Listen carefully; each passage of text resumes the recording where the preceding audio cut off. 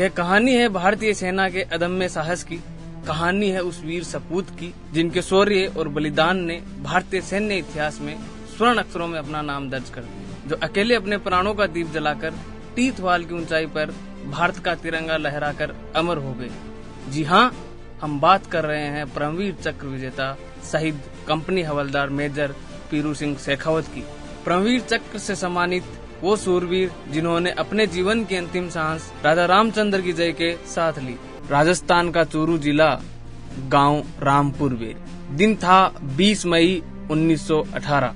गर्मी की तपती रेत और उसमें खिलता हुआ एक जोशीला बालक, नाम था पीरू सिंह। बचपन से ही उनके स्वभाव में सच्चाई, जिद और अनुशासन था। जिसने बचपन से ही सपना देखा था देश की सेवा का, और सपना देखा तो निभाया भी वैसे ही कि प्राण देकर भी पीछे ना हटे। 18 साल की उम्र में सेना में भर्ती हुए। राजपुताना राइफल्स की 6वीं बटालियन में शामिल हुए। अनुशासन, ईमानदारी और निडरता उनकी पहचान बन गई। एक बार जब पीरू सिंह अपनी माँ के साथ खेत में बैठे थे, तब उनकी माँ ने उनसे कहा, पीरू खेत में काम कर, सेना में कौन लेके जाएगा तुझे। पीरू सिंह हंसते हुए जवाब देते हैं कि माँ, मुझे देश की सीमा चाहिए, खेत की मेड़ नहीं। माँ देख लेना, एक दिन मैं वर्दी पहनूंगा और दुश्मनों को धूल भी चटाऊंगा। मंजिल भी जिद्दी है और रास्ते भी जिद्दी है, देखते हैं कल क्या होगा, हौसले भी जिद्दी है। दिन था 20 मई 1936। 18 साल का वीर भोग्य वसुंधरा। जहाँ जहाँ गए, जहाँ में छाप वहीं छोड़ दी, मिसाल सारी वीरता की राज रिप ने तोड़ दी। राजपुताना राइफल्स में भर्ती होता है। वो एक आम सिपाही था और उसकी सोच एक लीडर, एक योद्धा की थी। एक दिन कमांडर ने पीरू सिंह जी से कहा कि पीरू, तुम हर काम में आगे क्यों रहते हो।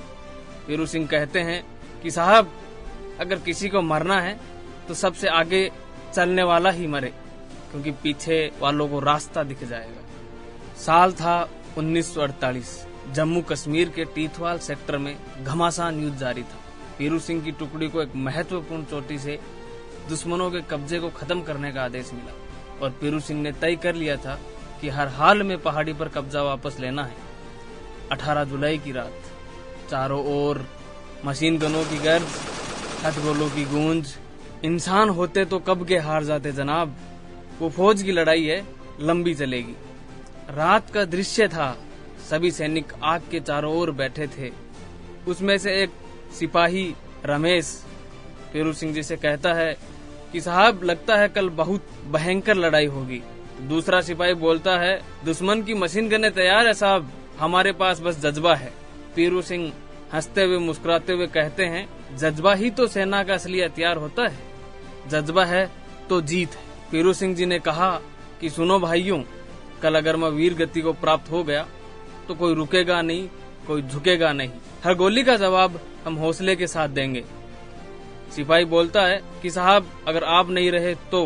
पीरू सिंह मुस्कुराते हुए फिर कहते हैं, अगर मैं न रहा तो समझना कि भारत माता की गोद में हूँ, अगर रहा तो अगले मिशन की अनुगुवाही फिर मैं ही करूंगा। सब सैनिक फिर भारत माता की जय के नारे लगाते हैं।